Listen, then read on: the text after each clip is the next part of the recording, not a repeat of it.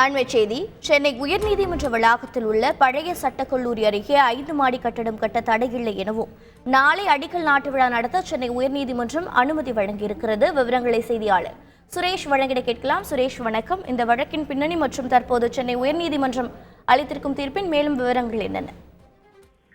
வணக்கம். சென்னை பாரிமுனையில் உள்ள பழைய சட்டக்கல்லூரி வளாகத்தில் குற்றவியல் வழக்குகளை விசாரிக்கும் நீதிமன்ற அறைகள், நீதிபதிகள் அறைகள் உள்ளிட்டவை அடங்கிய 5 மாடி கட்டடத்துக்கான அடிக்கல் நாட்டு விழா நாளை நடைபெற இருக்கிறது.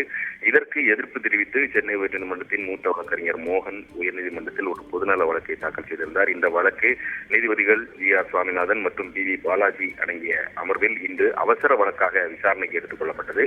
அப்போது மனுதாரர் தரப்பில் ஆஜரான வழக்கறிஞர் புராதனம் கட்டணமான இந்த பகுதியில் மாஸ்டர் பிளான் எதுவும் இல்லாமல் கட்டடங்கள் மேற்கொள்ளக்கூடாது, கட்டுமானங்கள் மேற்கொள்ளக்கூடாது எனவும் உயர்நீதிமன்ற வளாகத்தில் மேம்பாட்டு பணிகளை மேற்கொள்வதற்காக நிபுணர்கள் குழு அடங்கிய குழுவை அமைத்து மாஸ்டர் பிளான் வகுக்க உத்தரவிட வேண்டும் எனவும் அந்த மாஸ்டர் பிளான் வகுக்கும் வரைக்கும் இந்த 5 மாடி கட்டடத்துக்கான அடிக்கல் நாட்டு விழாவுக்கு தடை விதிக்க வேண்டும் என்றும் வாதிடப்பட்டது.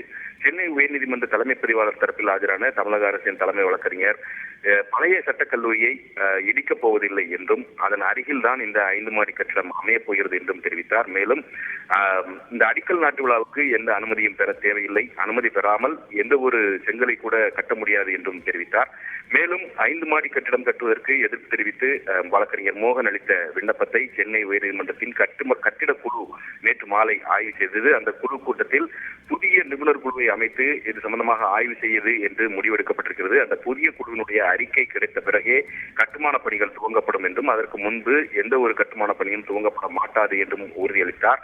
அதே போல சென்னை உயர்நீதிமன்றத்தினுடைய நிர்வாக பிரிவு பதிவாளர் தரப்பில் ஆஜரான கூடுதல் சொலிசிட்டர் ஜெனரல் மத்திய மாநில அரசுகள் தவிர வேறு எவரும் கட்டுமானங்கள் மேற்கொள்வதாக இருந்தால்தான் முன் அனுமதிகள் தேவை என்றும் தெரிவித்தார். அனைத்து தரப்பு வாதங்களையும் கேட்டுக்கொண்ட நீதிபதிகள் உயர்நீதிமன்ற கட்டிடக் குழுவின் கூட்ட முடிவுகளை பதிவு செய்து கொண்டு அதன் அடிப்படையில் நாளை இந்த அடிக்கல் நாட்டு விழாவை நடத்தலாம் என அனுமதி அளித்து உத்தரவிட்டிருக்கிறார். அதே சமயம் சட்டக்கல்லூரி வளாகத்தில் இருந்த 2 சமாதிகளை அப்புறப்படுத்த வேண்டும் என்ற தனி நீதிபதியுடைய உத்தரவை எதிர்த்து தாக்கல் செய்யப்பட்ட மேல்முறையீட்டு வழக்குகளுடன் இந்த வழக்கையும் சேர்த்து விசாரணைக்கு பற்றிட வேண்டும் என்றும் பதிவுத்துறைக்கு நீதிபதிகள் உத்தரவிட்டிருக்கிறார்கள். இதற்கிடையில் இந்த அடிக்கல் நாட்டு விழாவை இந்து மத முறைப்படி மட்டுமல்லாமல் அனைத்து மத முறைப்படி நடத்த உத்தரவிட வேண்டும் என்று திராவிட கழகம் சார்பில் முறையீடு செய்யப்பட்டது. அதை ஏற்க மறுத்த நீதிபதிகள் இது ஒரு மத நிகழ்வு என எப்படி அனுமானிக்க முடியும் என்ற ஒரு கேள்வியை கேட்டு இந்த முறையீட்டை நீதிபதிகள் நிராகரித்து விட்டனர்.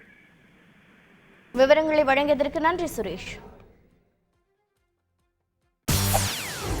செய்திகளை உடனுக்குடன் தெரிந்து கொள்ள உடனே சப்ஸ்கிரைப் பண்ணுங்க.